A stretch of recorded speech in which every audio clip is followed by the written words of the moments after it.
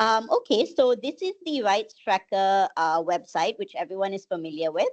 And as you can see at the top, there are a few tabs. So we can look for data on the website either through the Rights tab.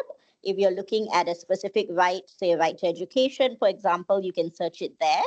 Or you can look at the second tab, which is countries.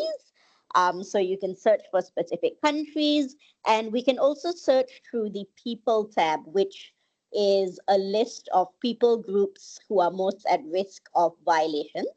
But the easiest way and the way that most people use the website is to directly look for a specific country. So if we go to the search bar, let's search, for example, maybe we can look at Indonesia. So every country has a page on the rights tracker. So here we are. This is Indonesia's page. And the first thing that you will see, the first tab at the top, you will notice that there are quite a few. There are 5 tabs. So the first tab that says at a glance is basically a summary of all the data that Hermes has on Indonesia. And this includes the economic and social rights data, as well as the civil and political rights data that we have. And we will do a bit of a deep dive into all the data. And if we look at the top also, you can see a download PDF button. And that basically, if you click on that, it gives you a pre-formatted PDF of this at a glance page. So you'll get all the scores for Indonesia, which is really, really helpful. A lot of our partners use this in their, UPR submissions, for example, and so on. And this is just like a 2-pager with all the information. We can go back to the rights tracker, and you could also see that this is also available in Bahasa Indonesia down there. Yeah. So we can move to the first tab, which is the quality of life tab. Thank you. And this is basically the economic and social rights data that Hermes measures for a specific country. And in this case, we are looking at Indonesia today. So we can see that there is a summary score for quality of life. And what we measure is the right to education, the right to food, the right to health, the right to housing, and the right to work for all countries. And what's really different about Hermes data is that we are measuring how well a country is doing compared to its level of income. So these are income adjusted scores, which means that, for example, when we look at the summary score at the top, and we can see that Indonesia is scoring 75.4% on quality of life. And if you look right at the end, there is a Hermes score 100% with a dotted line. And that 100% score is basically what we calculate Indonesia is capable of achieving at its existing level of income. So we can see here that even though the country is capable of achieving 100%, it is only achieving 75.4%. And if we look further down, we can see, for example, the right to education is 77.3%, the right to food is 60.6%. And yeah, so none of these rights here have reached that 100% mark that we calculate could be possible for the country. So basically what we are saying is that if we looked at the right to education, we are measuring government performance. So we would say that the Indonesian government is only doing 77.3% of what it ought to be doing at its existing level of income with the resources that it has to ensure that its people have the right to education. Similarly, if we look at the right to food, we would say that the government of Indonesia is only doing 60.6% of what it ought to be doing to ensure that its people have the right to food, and so on. So it's really important that we are able to interpret the Hermi data accurately. And also for us to remember that this data is not, it is a measure of government performance and not a measure of rights enjoyment. So for example, when we see the right to education at 77%, it doesn't mean that only 77% of Indonesia's populations have the right to education, or it doesn't mean that only 60.6% of people in Indonesia have the right to food, but rather it means that this is what the government is currently doing, and all countries should be able to reach that 100% score with its existing resources, with its existing income. So when we see that a country is not reaching 100%, which is what we see for for the majority of countries that we measure, that means that the government is underperforming. So simply put, if it does not reach 100%, it indicates underperformance. And the reasons for the underperformance could be, multiple factors. And also that's really for a lot of the experts, human rights experts, researchers, activists on the ground, Indonesian human rights experts to really analyze and find out why there is a gap. Could it be, a lack of political will? Could it be, a misuse of funds, maybe, or policies that are not implemented as effectively as possible, and so on. So the Hermes scores here really just shows us how well the government is currently doing.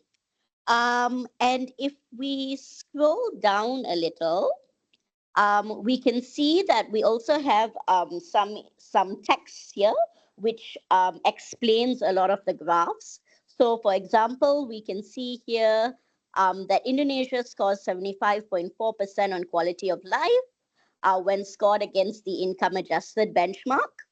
And this is because it is taking into account Indonesia's resources and how well it is using them. So basically what we are measuring is how well the government is turning its resources into good human rights outcomes for its people.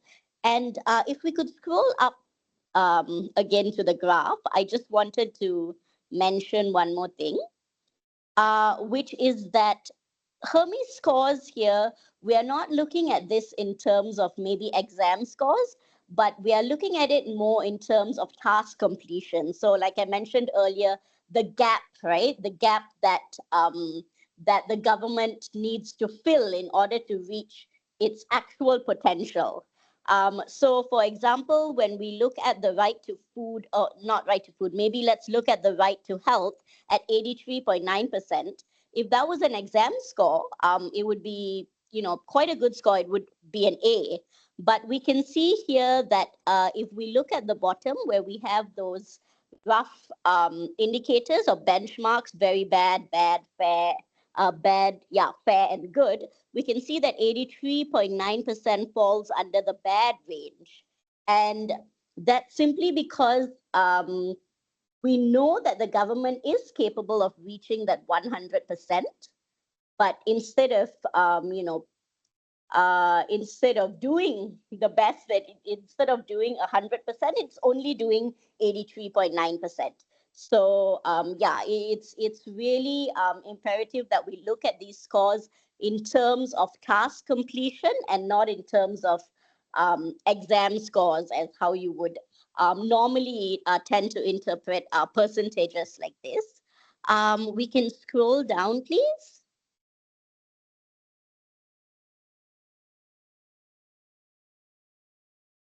Okay, so here we have a bit more information on each score.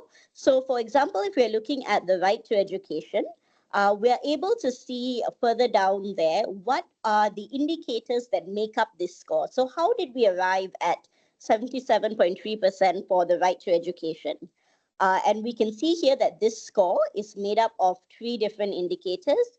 Firstly, the right to primary education, the right to secondary education, and the right to quality education.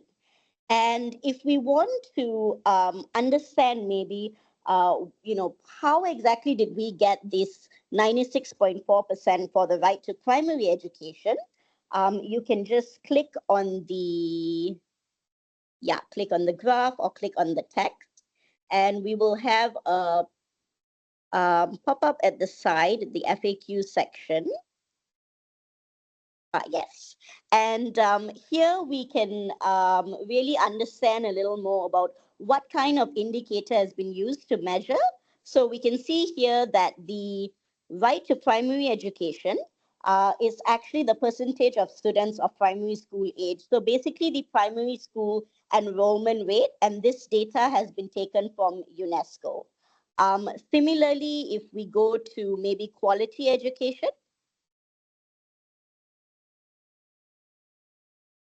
and we can also see where this data has been taken from. And we can see that it's from the World Bank, and it's looking at harmonized global test scores. We can also see here that there is a Hermes score and an indicator value.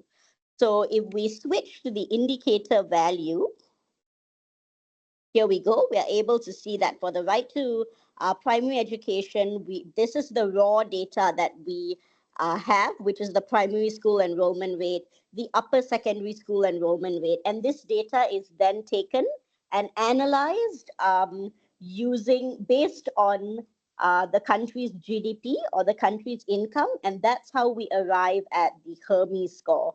So we'll see that the raw data is a little higher at 98.8% primary school enrollment rate. But when we pit that against the country's income and what it's what it could achieve, if we click back to the Hermes score, we can see that that has gone down slightly from 98% to 96%. And similarly, we can do this for all other rights. So maybe if we click on the right to health, for example, because that was quite a low score. No, further up. Yes, here. And if we could click on, no, further down. Yes, right here, right here. Not the sex disaggregated data, the earlier section. Yeah, here. And the drop down, we can also look, at the right to health, for example. So here we can also see that, we can see which specific indicators maybe have brought down the score. So for the right to health, it's quite evident that reproductive health has really, is a much lower score as compared to, the right to child health, the right to adult health, and that has really brought down this score right here for the right to health. If we scroll down, we also have some sex disaggregated data for certain rights where we can see it based by sex. And if we scroll down a little further, um, this this section is really quite telling of government performance. So could we click down and look at maybe the right to education on this graph? And we're able to see, thank you, and we're able to see this is for about maybe 10, 15 years. And we're able to see, how well the government has been doing. We can see that this graph is a little bit, it's not, I wouldn't say stagnant, but also there hasn't been that much improvement. We can see in 2022, it's 77.3%. And way back in 2008 or 2009, that's 73.9%. So that, it hasn't, there hasn't been a significant improvement. So this graph really helps us to be able to see, to measure government performance over time. over 10 years or over 20 years and see whether it has improved or whether it has actually deteriorated. And like I mentioned previously, if we are analyzing this, we could also see, for example, maybe, in a specific year, there had been a change of government or like a change of policy, and that might have affected these scores as well. So it's really quite important section that gives a lot of insight to the scores. If we scroll down, the next section is the people at risk section. I think this basically is looking at who is most at risk of having specific rights violated. And I will explain a bit more about the people at risk section once we get there. But now I think we can go to the third tab, which is safety from the state. And this is the first of the civil and political rights that we measure. So this is safety from the state or physical integrity rights. And that consists of the right to freedom from arbitrary arrest, forced disappearances, the death penalty, extrajudicial execution, and freedom from torture and ill treatment. Now, while the earlier ESR scores were derived from scientific methods, we saw that we had looked at international databases like UNESCO and the World Bank and pitted that against a country's income and came up with the score. Now, for civil and political rights, it is a completely different methodology, as we all know. We use an anonymous online expert survey methodology of human rights experts in a specific country, and this data comes directly from them. So we can see here that the graphs look completely different from the graph earlier. So earlier we were looking at percentages, but here these scores are shown as scores between 0 and 10. So we can see, for example, for the summary score for safety from the state, it is 5.3 out of 10, which is a low score. We can also see that the lowest score here is probably the right to freedom from torture and ill treatment at 4.3 out of 10. And the highest would be forced disappearances at 6.8 out of 10. And we also see that these scores are shown within certainty bands. And the larger the band, it means that, the narrower the band, these are all quite narrow bands, it means that the respondents, the answers that respondents gave were pretty similar to each other. And if it's a larger band, like forced disappearances is a little larger than the rest, that could mean that the answers that respondents gave were a range of answers. We can see that it ranged from 6.3 to 7.4, and the average is 6.8 out of 10. So the certainty band there is just there for transparency purposes, so we can see the range of answers that respondents have given for these rights. If we scroll down,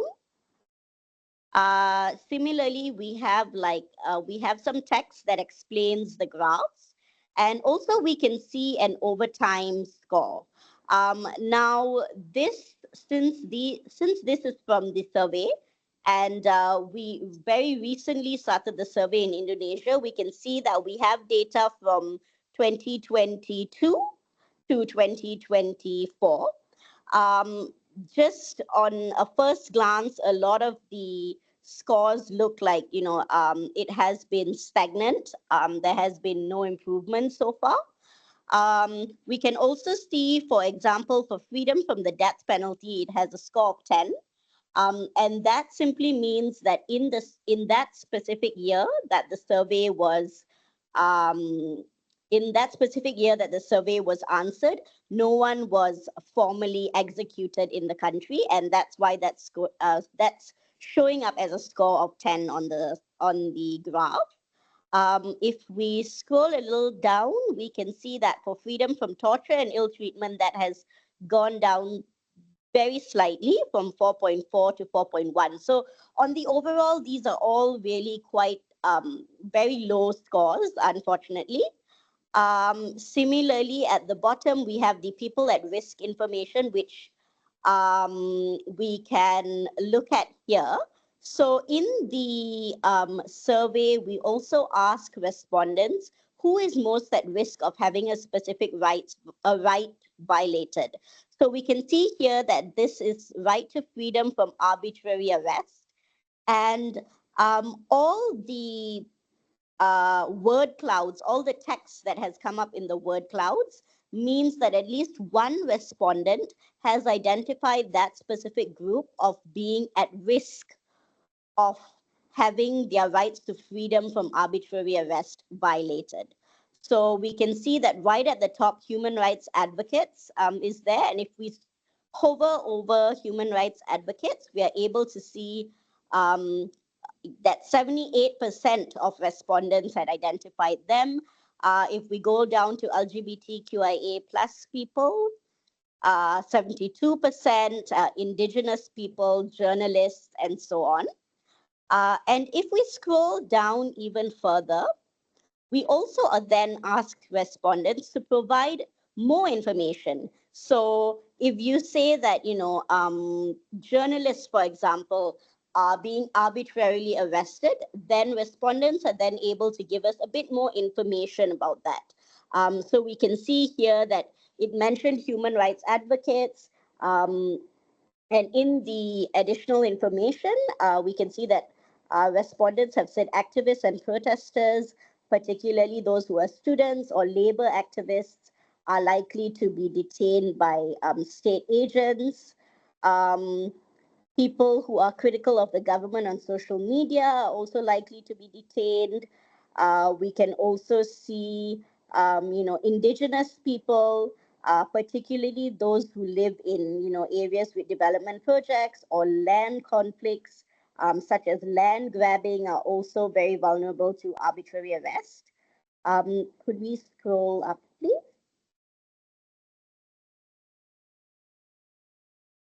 And we can look at this for the range of rights that we have. Maybe we can go to the right to freedom from the death penalty. If we could go to the arrow under the people at risk.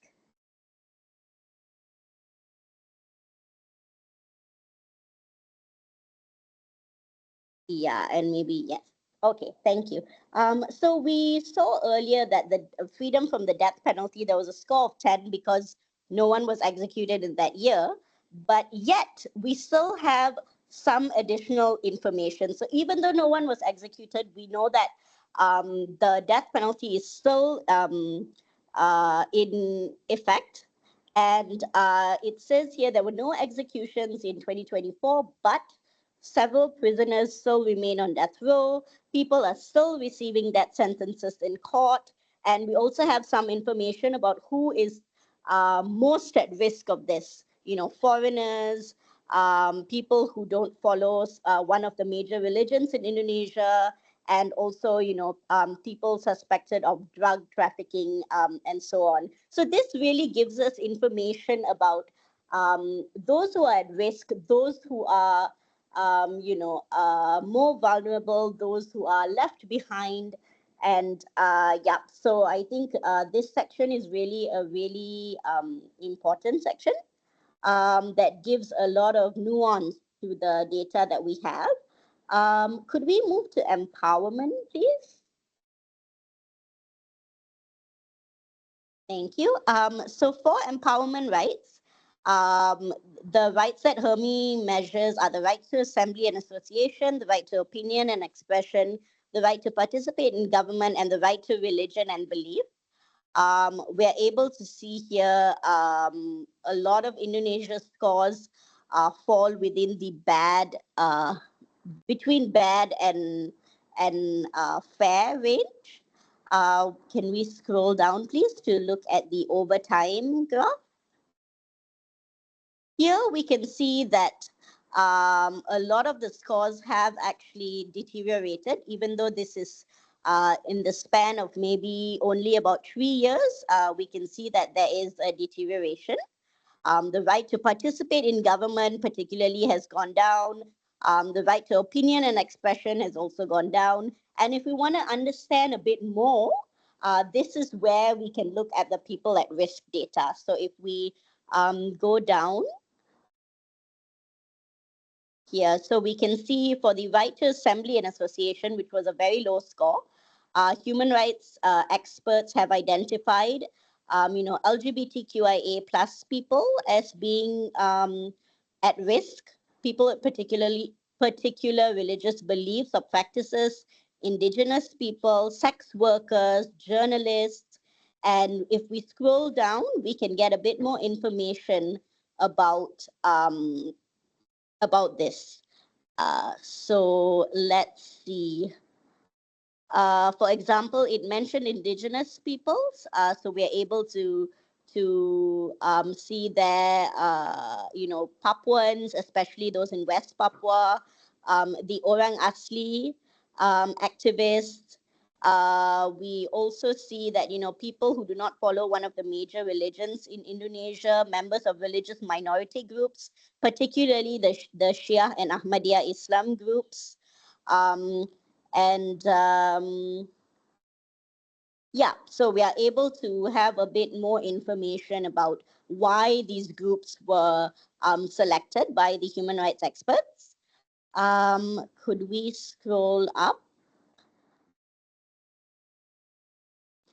I think we can go to the last tab, which is people at risk, which lists all the people at risk data that we have, not only for civil and political rights, which we just looked at, but also for the economic and social rights. So for quality of life here, we can see for the right to education, the right to health, the right to work, the right to housing. We also have this information.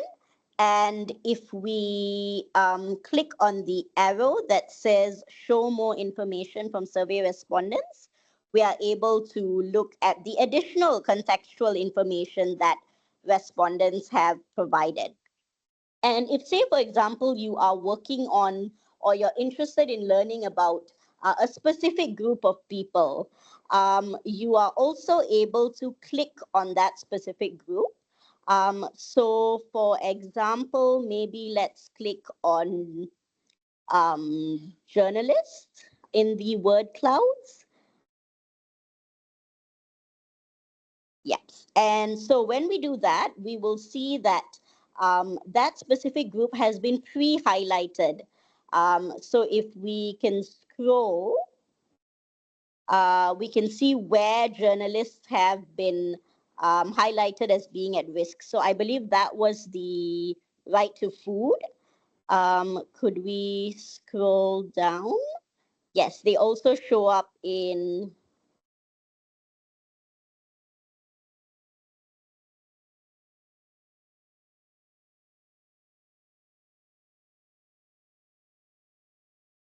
in the safety from the state, right to freedom from arbitrary arrest. And if we scroll down, I think journalists show up a lot here. Yeah, freedom from forced disappearances and so on. So we're able to, see where these specific groups or which areas these specific groups are, most facing rights violations. So yeah, that is a bit about the graphs and Indonesia's data itself.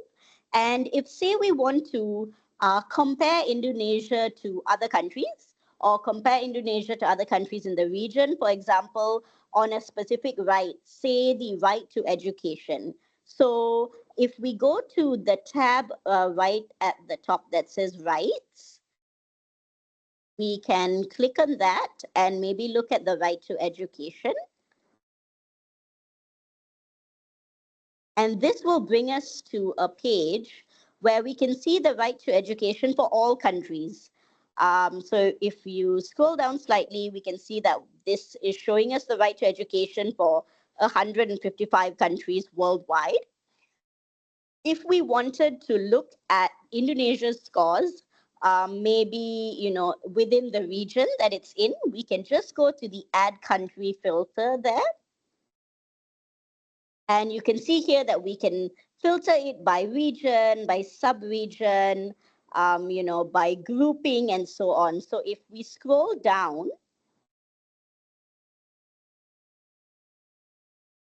by country grouping, we can look at, say, ASEAN, for example, because that will give us most of the Southeast Asian countries. I think we need to scroll up because there's a much smaller graph. Yeah. So we can see here that these are 10 countries, part of ASEAN, which we have data for, and we're looking at the right to education. So we can see that Indonesia is probably around the middle here with the score of 77.3%. And we're able to see how Indonesia is faring as compared to its neighbors on an income adjusted score.